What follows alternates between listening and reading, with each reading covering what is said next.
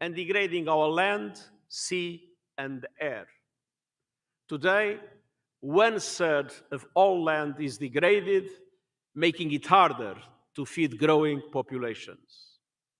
Plants, mammals, birds, reptiles, amphibians, fish, and invertebrates are all at risk. A million species teeter on the brink. Ocean degradation is accelerating the destruction of life-sustaining coral reefs and other marine ecosystems, and directly affecting those communities that depend on the oceans for their livelihoods. Multinational corporations are filling their bank accounts while emptying our world of its natural gifts. Ecosystems have become playthings of profit. With our bottomless appetite for unchecked and unequal economic growth, humanity has become a weapon of mass extinction. We are treating nature like a toilet, and ultimately, we are committing suicide by proxy. Because the loss of nature and biodiversity comes with a steep human cost. A cost we measure in lost jobs, hunger, diseases, and deaths. A cost we measure in the estimated $3 trillion in annual losses by 2030 from ecosystem degradation. A cost we measure in higher prices for water, food, and energy. And the cost we measure in the deeply unjust and incalculable losses to the poorest countries, indigenous populations, women, and young people. Those least responsible for this destruction are always the first to feel the impacts, but they are never the last. Dear friends, this conference is our chance to stop this orgy of destruction, to move from discord to harmony, and to apply the ambition and action the challenge demands.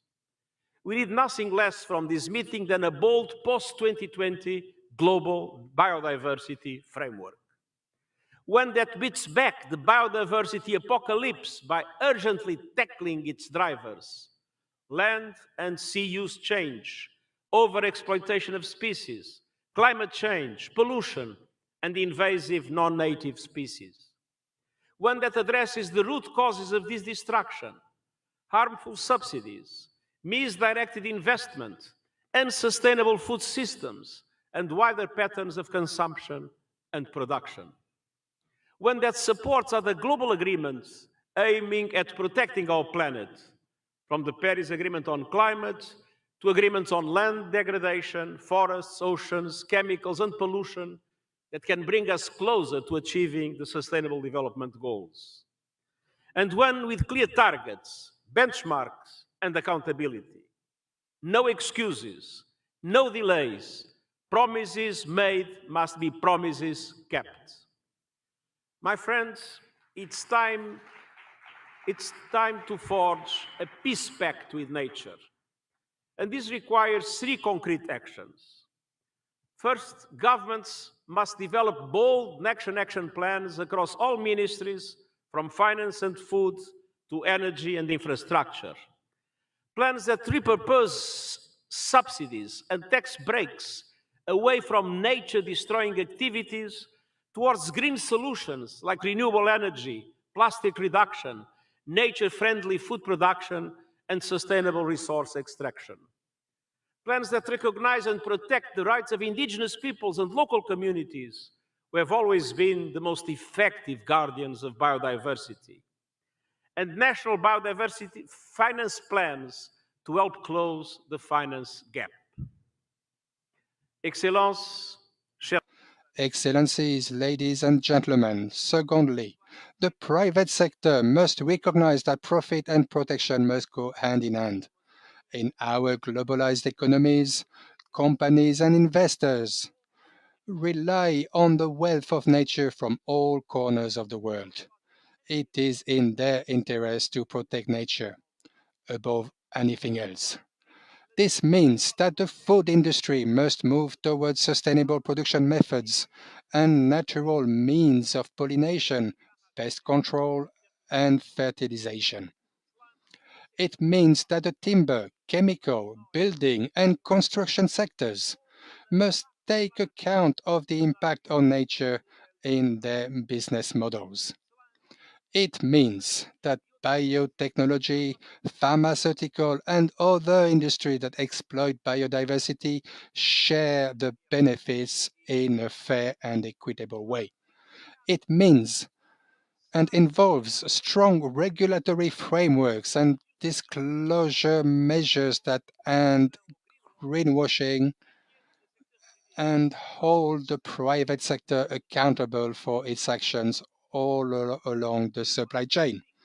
And it means speaking out against the relentless concentration of wealth and power in the hands of a few, which runs counter to the nature and true interest of the majority.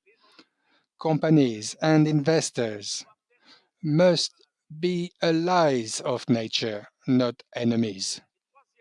And thirdly, the developed countries must provide massive financial support to the countries of of the South, which are the custodians of our planet's natural wealth. We cannot expect developing countries to shoulder this burden alone. We need to have a mechanism to ensure that developing countries have a more direct, simpler, and faster access to the much needed finance. We know only too well what are the bureaucratic obstacles that exist today. International financial institutions, as well as multilateral development banks, must ensure that their investments support conservation and sustainable use of biodiversity. As a global community, we must help all countries to protect and restore their ecosystem after decades and centuries of degradation and devastation. These natural environments have given us so much. It's time to give it back. Excellencies, ladies and gentlemen, the most important lesson that we teach our children is to take responsibility for their actions. What kind of example do we set when we fail this simple test? I'm always deeply inspired by young environmental activists around the world who call for change and action all across the world. But I'm also acutely aware that we cannot make them pay the price. It is up to us to take responsibility for the damage we have caused and to take the necessary steps to repair them. Let's forget the musing of some billionaires. There is no planet B. It is up to us to fix the world we have. It is up to us to cherish this wonderful gift. It is up to us to make peace with nature. I implore you, do the right thing. Act for nature, act for biodiversity, act for humanity. Together, let us adopt and let us implement an ambitious framework, a peace pact with nature, and pass it to our children a better world, greener, bluer, and more sustainable. Thank you very much.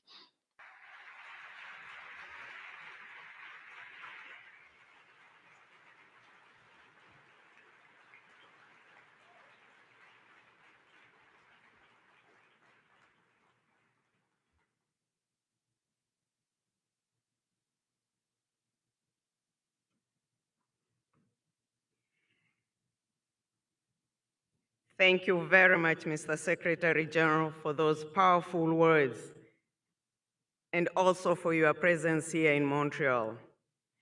It is now my pleasure to welcome on the stage His Excellency Mr. Wang Ruichu, Minister of Ecology and Environment of the People's Republic of China, as well as the presidency of the Biodiversity Conference of the Parties 15. The stage is yours, sir.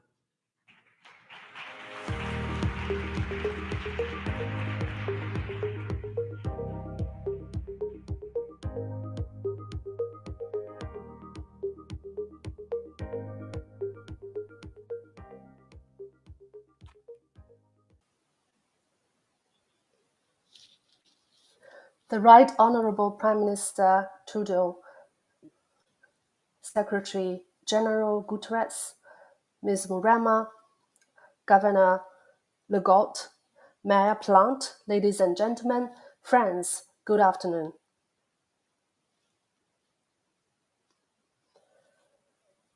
In Montreal, this vibrant and passionate city of arts, where we witness a milestone, the 15th Conference of the Parties,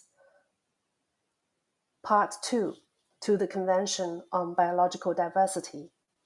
On behalf of the Chinese government, the Presidency of the General Assembly, and also in my own name, I would like to extend our warm congratulations to today's event and a warm welcome to all the delegates and guests present to the conference. I would also like to thank the Government of Canada, Quebec, and the City of Montreal for the hard work to organize the conference. Biodiversity is an important foundation for human survival and development, as well as the bloodline and essence of the Earth's life community. It also has a very close relation with the climate change, food security, and global poverty reduction. To protect biodiversity is to protect human well-being and promote sustainable development. However, the ecosystem of our Earth is under unprecedented loss, which is a shared challenge by all humankind and a shared problem and challenge we have to tackle. The world is once again standing at the crossroads of promoting biodiversity conservation. The international community commonly expects COP15 to reverse global biodiversity loss and ecosystem degradation at such a critical meeting. In October last year, the part 1 of COP15 conference was successfully held in Kunming, China, with presence by the Chinese President Xi Jinping and Secretary General Guterres and other national leaders of the parties. President Xi announced that China took the lead to set up the Kunming Biodiversity Fund, set up the first batch of national parks, introduced a series of pragmatic measures such as carbon peak, carbon neutrality, and 1+N policy systems. All these measures demonstrated to the international community China's determination and activities. The adoption of the Kunming Declaration injected new and strong confidence and impotence to global biodiversity conservation. The post-2020 Global Biodiversity Framework is a programmatic document which guides the global biodiversity governance in the next decade and beyond. It is also the most important outcome of the Part 2 of COP15 conference, which attracted high expectations from the international community. The Chinese government had made full use of all the high-level platforms, such as the 2022 United Nations High-Level Political Forum on Sustainable Development, the G20 Joint Meeting of Environment and Climate Ministers, and other international occasions to promote the negotiation and the coordination about the framework. It is commonly agreed that to tackle the global challenges such as global biodiversity loss, the international community should maintain a sense of urgency and actively seek strategies and solutions. The international community looks forward to the Part 2 of COP15 conference to adopt a comprehensive, balanced, ambitious, and implementable framework to reverse the trend of global biodiversity loss, maintain global ecology, biosecurity, and sustainable development, and build a global eco-civilization. On the part two of COP15 conference, China as the presidency is willing to play its leading role in substantial and political affairs. China is willing to strengthen communication and exchange with all parties with the framework negotiations, with the support of the Secretariat and the host country, Canada. Canadians often say that diversity is the source of strength for Canada, which has a similar meaning to one Chinese saying, with one heart and one mind, we can accomplish everything we aspire for. We face a global crisis of biodiversity loss. All countries in the world are one community with a shared future, and we need to be united to work hand by hand.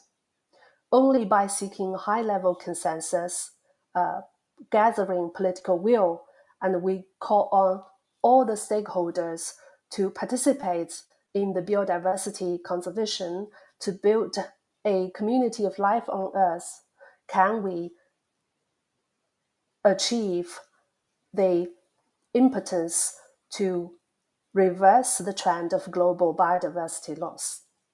Ladies and gentlemen, friends, if people know clearly their destination, it won't take them long to be there. I believe that with the joint efforts of all parties, Part 2 of COP15 conference will become a successful landmark in the process of global biodiversity governance and promote the recovery of global biodiversity. Thank you.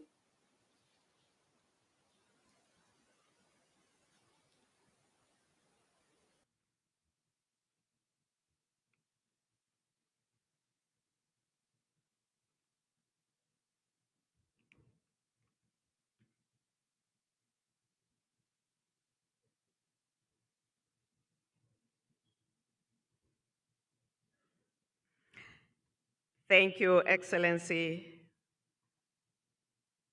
for the inspiring words, your leadership, and support as the COP15 president.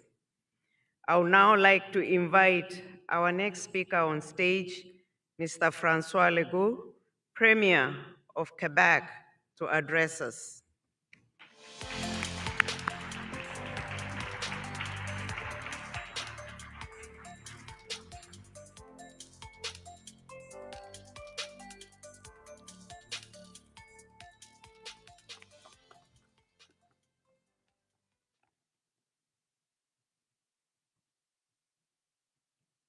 Monsieur le Premier ministre du Canada, Mr. Prime Minister of Canada, Mr. Secretary General of the United Nations, Mr. President of the COP15, and the Minister of Ecology and Environment of the People's Republic of China, Mr. Minister of Environment of Quebec, Madam Minister of International Relations of Quebec, Madam Minister of International Relations for Canada, Mr. Minister for Environment of Canada, Madame the Mayor of Montreal, Mr. the Mayor of Kunming, Mr. Traditional Chief of the Onondaga Nation, and dear distinguished guests here in Montreal. First of all, I want to wish you all the warmest of welcome here in Quebec, and of course, I cannot today avoid speaking on an important topic that's important for all of us. On the 6th of December, 33 years ago,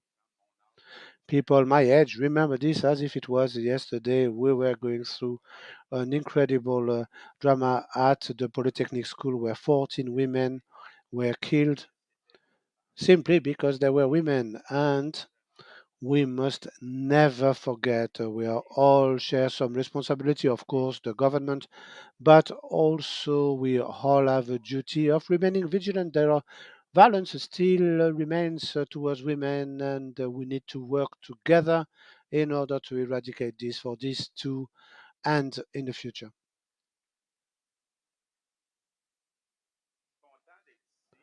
I am pleased to be here and to welcome you to this 15th UN Conference on Biodiversity.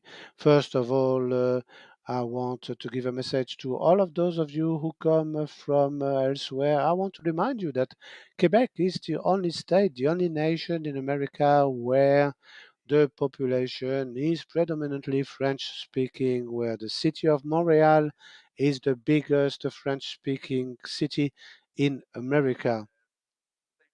And it's important also to note that Montreal has been welcoming for more than 25 years the headquarters of the Secretary of the United Nations Convention on Biological Diversity, and there are also many other international headquarters here in Montreal. And Valerie will agree with me, we are ready to welcome some more. I am delighted to be here to talk about biodiversity, to talk about environment. First of all, it's important also to note that in Quebec, we have to make a distinction when we talk about our language, but also when we talk about environment. When we look at the gas emissions per inhabitant in Quebec, we have 50% less GHG emitted per capita compared to North America, but we do not want to stop here. Our government is determined to really be the first, amongst the first, to achieve carbon neutrality by 2050. Now, not only we are working on this in Quebec, but also want to remind you that a few months ago, Quebec signed a major contract with the New York state of New York in order to export clean energy that will replace and eliminate the equivalent of the greenhouse gases of 1 million cars in the state of New York. I think that this is a really good example to show that the states that we call infranational states have a role to play. I'm delighted that Quebec here can host the infranational governments in the discussions with COP15. So therefore, we will take a rightful seat in these discussions. And I think that infranational governments, whether we are talking about the states like Quebec or cities like Montreal, have a role to play. And you can count on us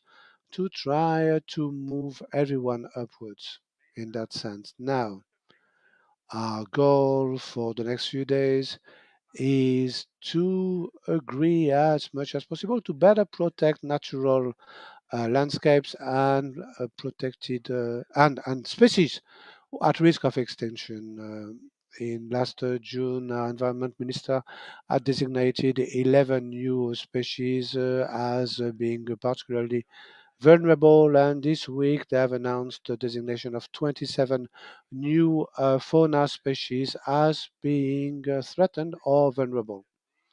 It's important also to say that Quebec supports the 1992 Convention on Biological Diversity, and we also support this for the next few days, and we support the formal adoption of a new global framework on biological diversity.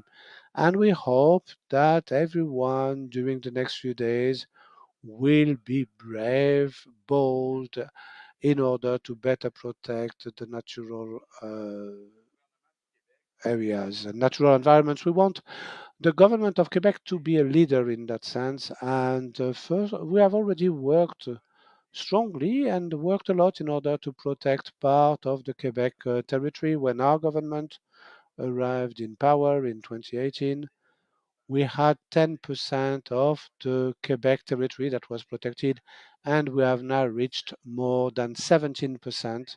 So therefore, we have reached the target that was set for ourselves. And today, Quebec in Canada is the province where, in terms of absolute size area, we have the most part of the territory and the area protected. And I commit today before everyone that we will do our utmost to reach 30% of protected areas in Quebec by 2030.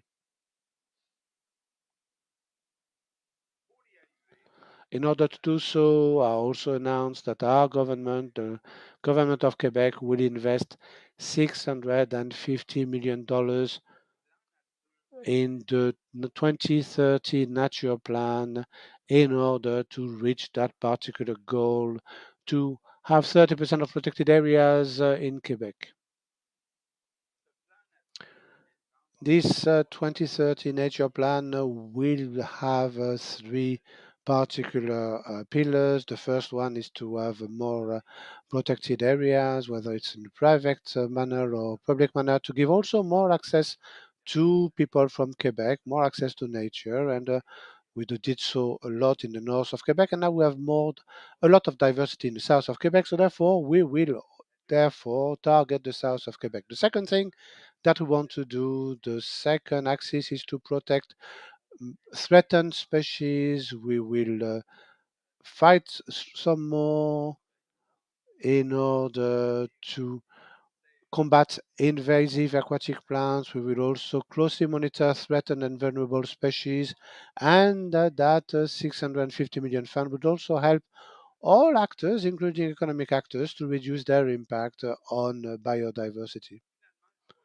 Finally, the third axis is to support indigenous leadership in biodiversity conservation. We will support the creation of new protected areas initiated by indigenous peoples, and we will also make use of the expertise of indigenous peoples in order to preserve biodiversity. So, I think that this announcement today regarding that $650 million investment is an important signal that shows our willingness to protect the Quebec territory and area. And I also announce you that very soon, as we work a lot towards this, we will announce the new blue fund for our water that we call our blue gold. You know, in Quebec, we know that 10% of Quebec's territory is covered by fresh water. And in Quebec, we have 3% of the planet's renewable freshwater reserves on the planet. So, therefore, we have an important responsibility, and we will create this blue fund to that end. So, I will finish by saying that Quebec is delighted and lucky to have a very large territory, a magnificent territory. It's very precious, and we also have a duty to leave the beauty of this landscape and territory to our children. And the works towards the next few days are very important to that hand for the future of biodiversity. Quebec will follow this very closely, and we will participate actively in this matter. Many thanks, everyone.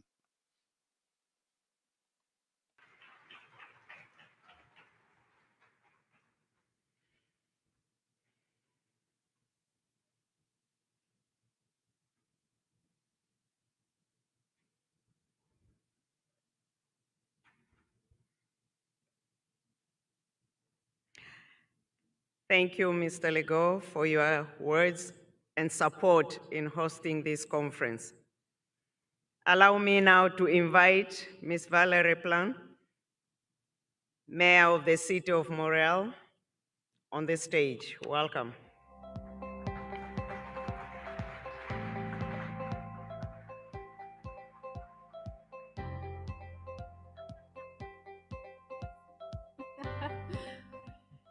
Alors, bonjour tout le monde. Hello, everybody. Welcome to Montreal. As the proud mayor of the only francophone metropolis in the Americas, I will be sharing my thoughts, my notes in French. J'aimerais débuter en reconnaissant.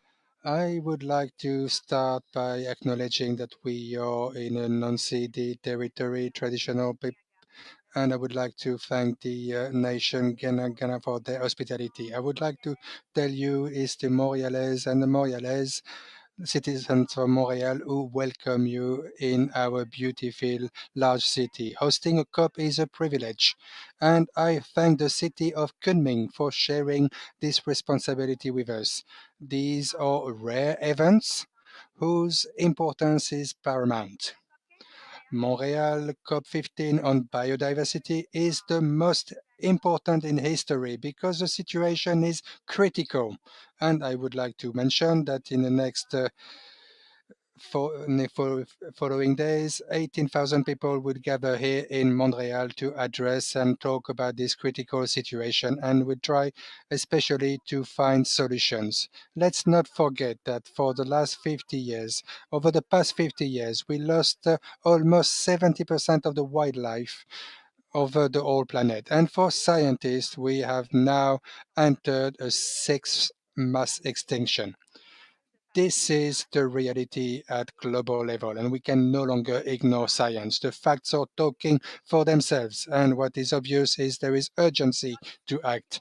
So, the discussion that will take place here, like I said before, are crucial because beyond words, you need to lay concrete actions, and they are needed. Yesterday, I was involved in a panel for the Youth Summit.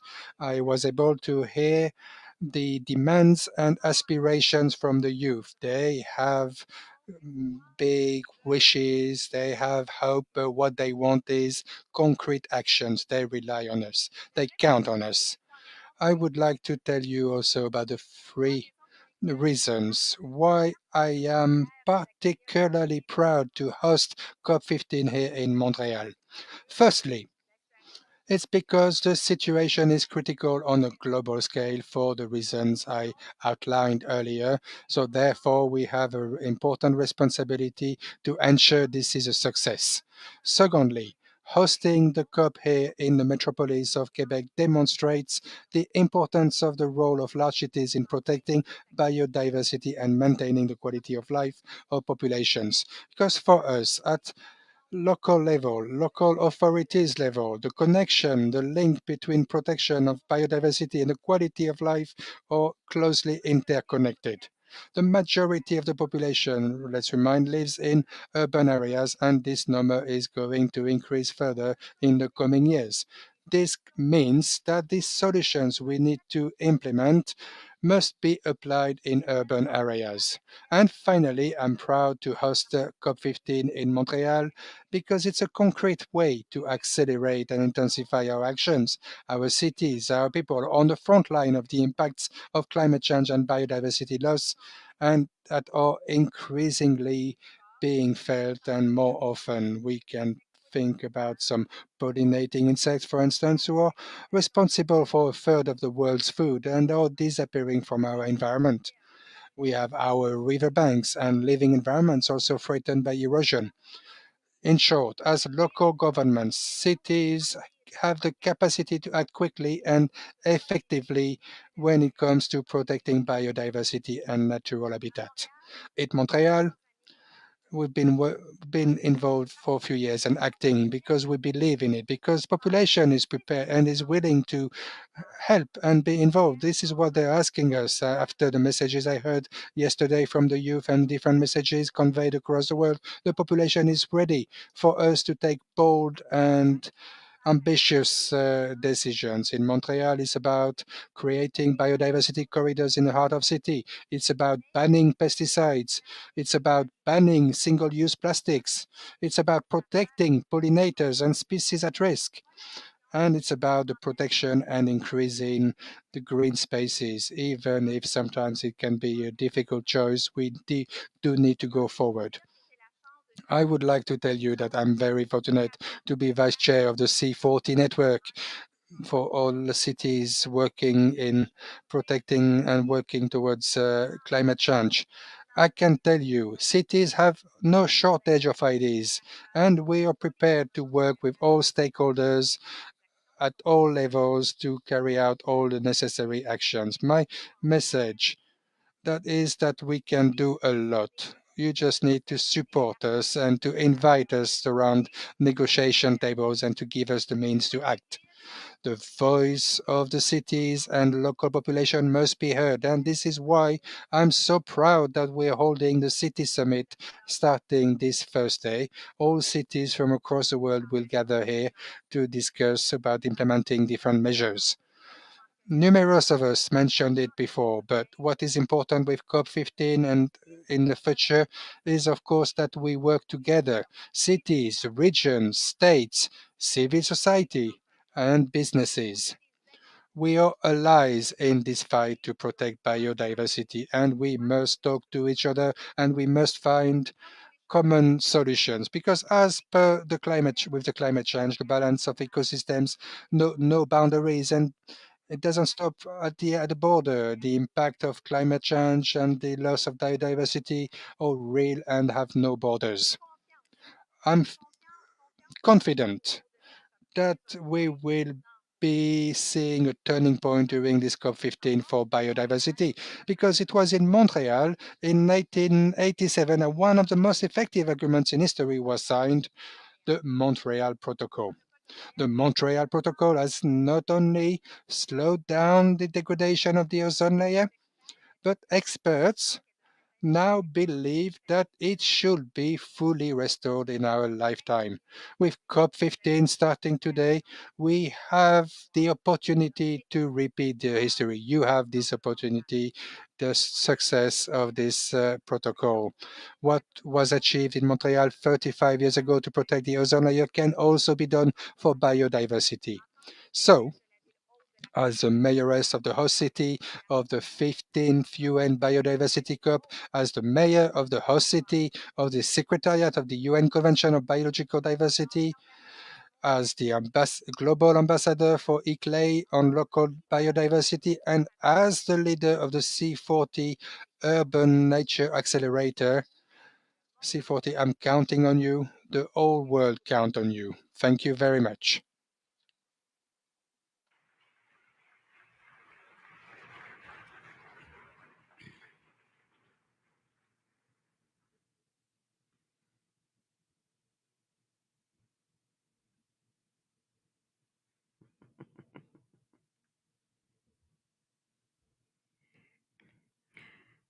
Thank you, Madam Plant, for your remarks and support in hosting this conference. We are delighted and happy to be here. I would now like to invite our last speaker today, Mr. Liu Jianshan, Mayor of the city of Kunming, to address us.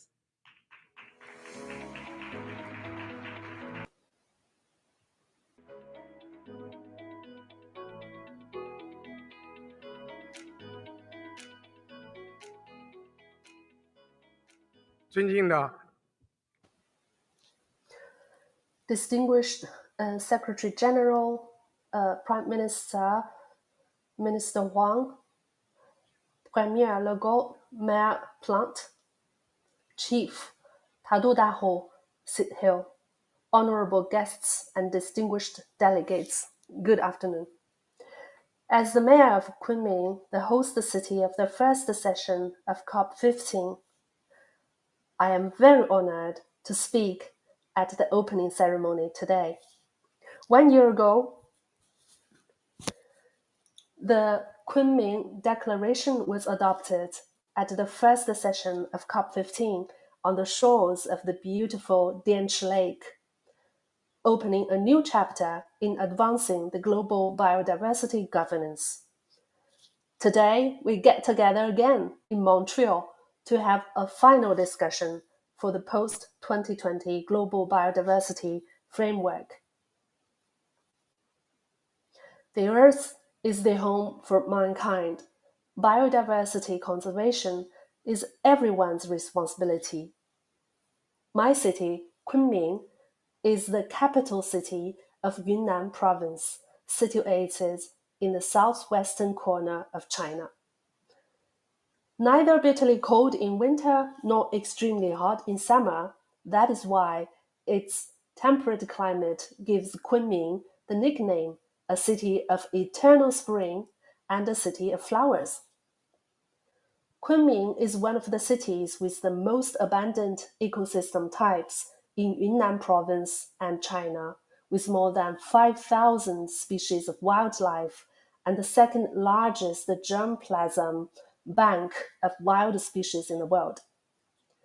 In recent years, we have implemented Xi Jinping's thought on eco-civilization in adhering to the concept of harmony between humanity and nature. We respect nature, live in harmony with the nature, protect the nature, and have achieved some notable successes. We have established 20 natural reserves, about 90% of the important ecosystems, and over 90% of the national first and second level protected wild animals and plants have been effectively protected. Last year, a herd of wild Asian elephants, which inhabited in the southernmost tip of Yunnan province, lumbered their way northward to Kunming, roaming around for more than 1,300 kilometers. In 1985, the red-headed gulls arrived in Kunming for the first time. Ever since then, the red-headed gulls always spend their winters in Kunming. And this year, we've already seen more than 44,000 red-headed gulls arriving in Kunming. So we have more and more stories like this.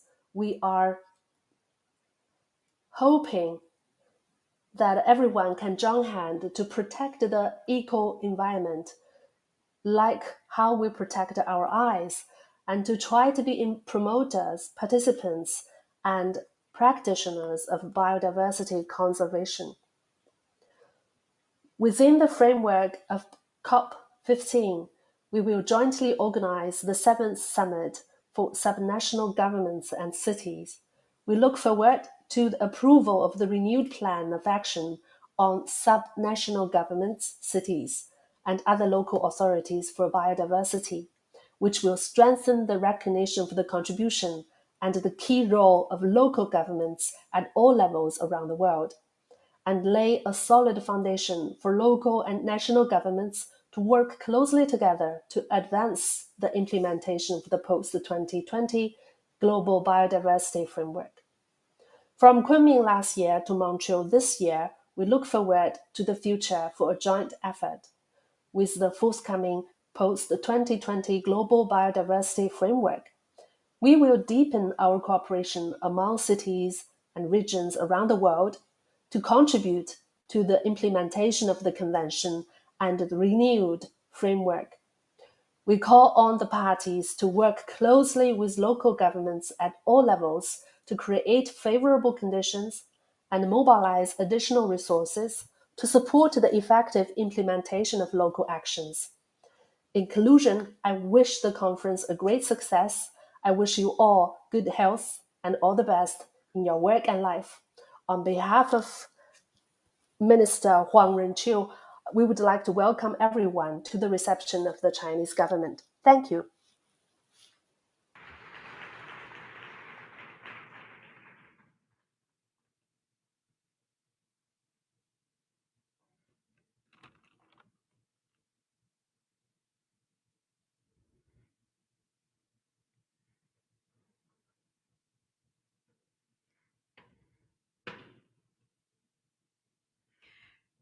Thank you, Mr. Lui, for your words, and special thanks for hosting the first part of the Conference of the Parties 15 in October last year in the beautiful city of Kunming, Yunnan province in China. Allow me at this point to express on your behalf our sincere thanks and warm appreciation to all the speakers today for their powerful and inspiring messages. While all of us remain on our seats, let us permit at this point the Prime Minister of Canada, the Premier of Quebec, and the Mayor of Montreal to excuse themselves as they need to attend an important event, namely the Sobrem Memorial, to mark the 33rd anniversary of the tragic, sad events at École Polytechnique, which happened a day like today, 6th December, 1989. You are excused. Thank you.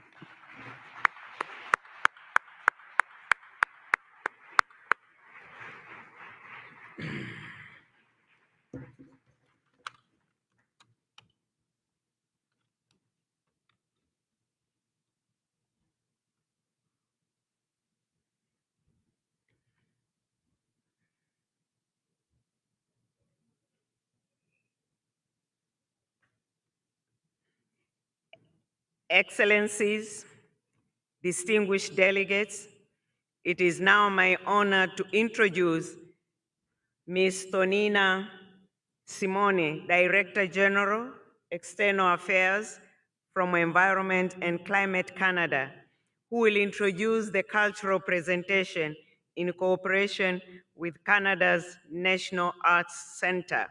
Simone, welcome.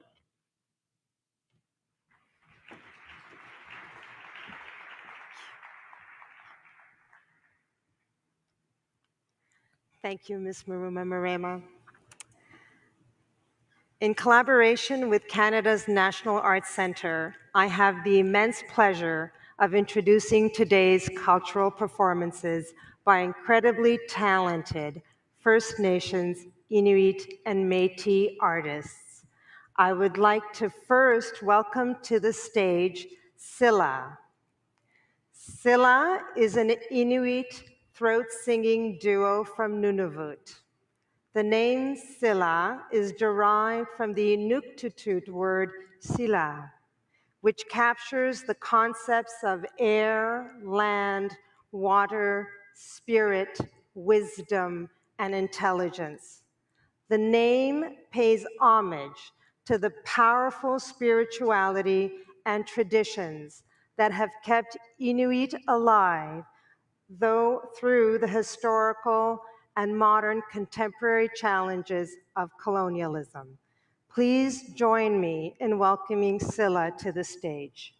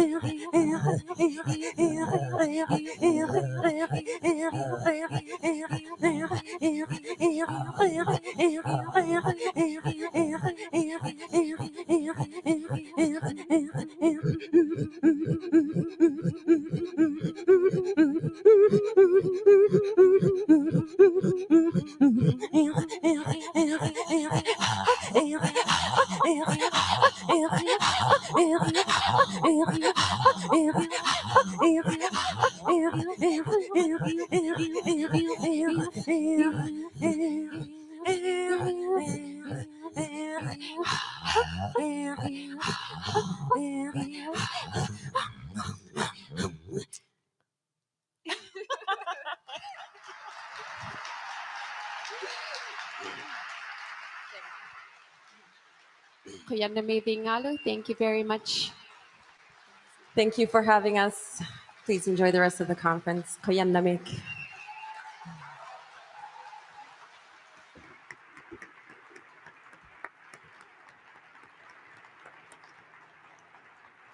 Wow, that was incredible. Thank you very much for that powerful performance, Scylla. I now have the immense pleasure of welcoming to the stage Thielen Kignosaway. Thielen is a First Nations youth who uses his voice to spread his message and to showcase Indigenous culture. He is Wolf Clan from the Potawatomi and Cree Nation, and he's also a member of the Walpole Island First Nation in Ontario. Thielen has been a fixture in the Indigenous community. He's a traditional singer, drummer, dancer, and social influencer.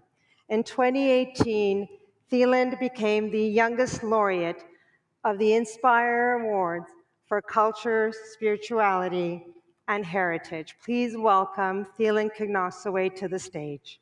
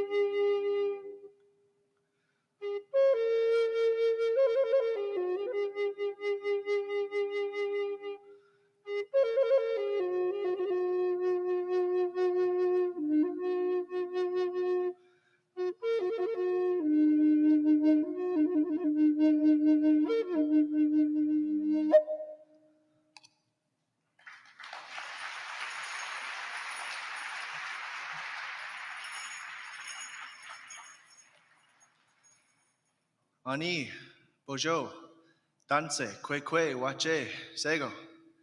Nimkibanoje, Kapisi, Samat Napisis, Indigena Kaz, Mein Gundo Dem, Kajanong, and Nonjaba. Greetings. Hello, everyone. My English name is Thieland Kiknoswe. I am Cree and Potawatomi from Wampool Island First Nation, Kajanong Territory.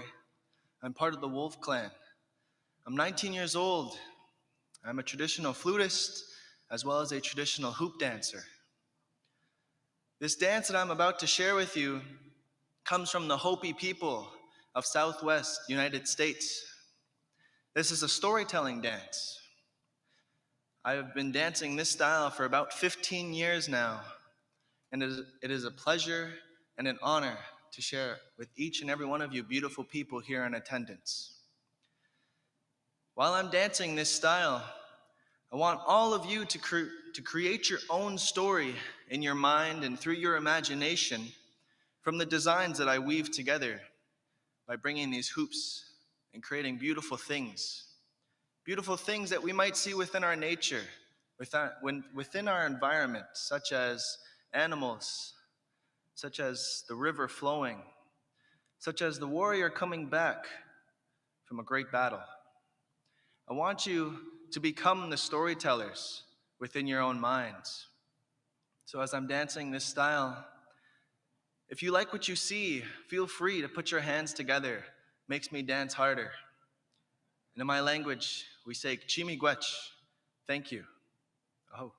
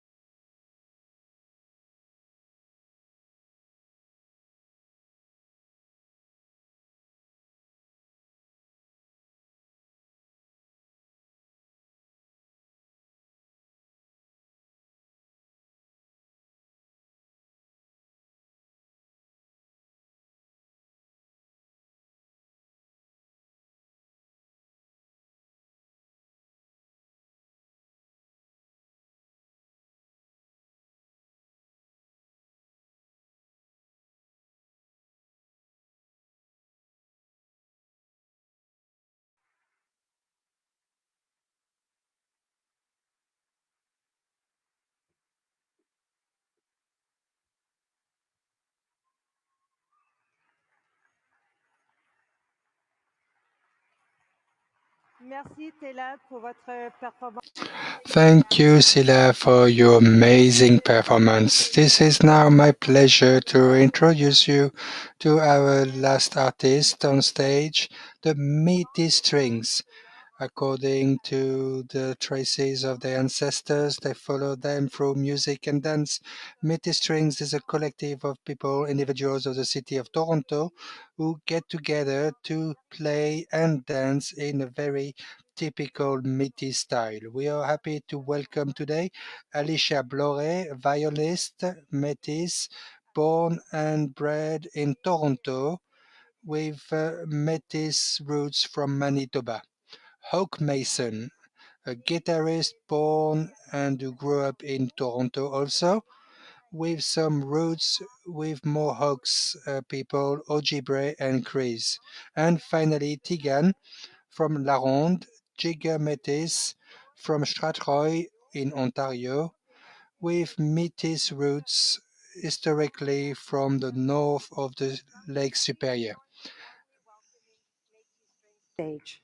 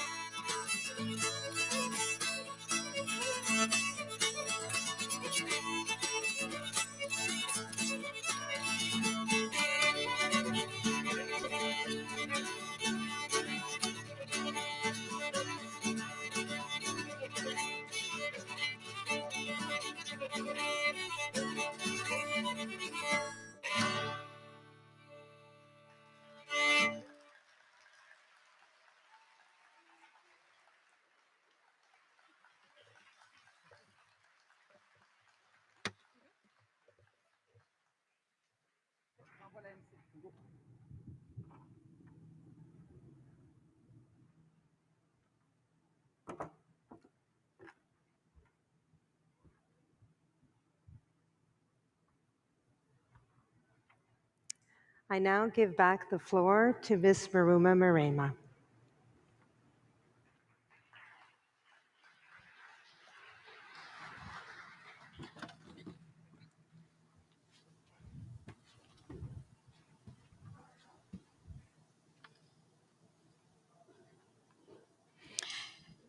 Thank you, Ms. Simoni.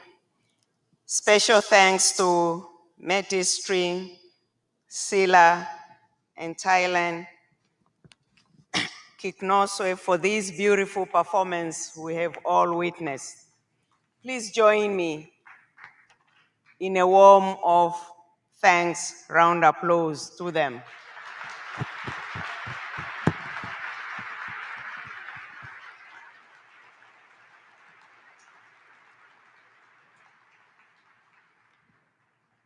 Excellencies, distinguished delegates, ladies and gentlemen, this brings us to the end of this opening ceremony.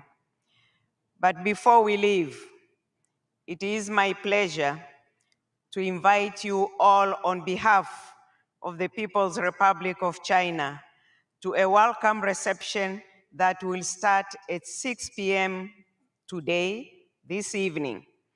The reception will be split into two areas: the banquet hall on the 7th floor, as well as on the ground floor. So in order to avoid overcrowding, we invite everyone seated on the table and microphone section to go to the 7th floor, and the rest of us delegates to go to the ground floor. Thank you all for your cooperation, and thank you.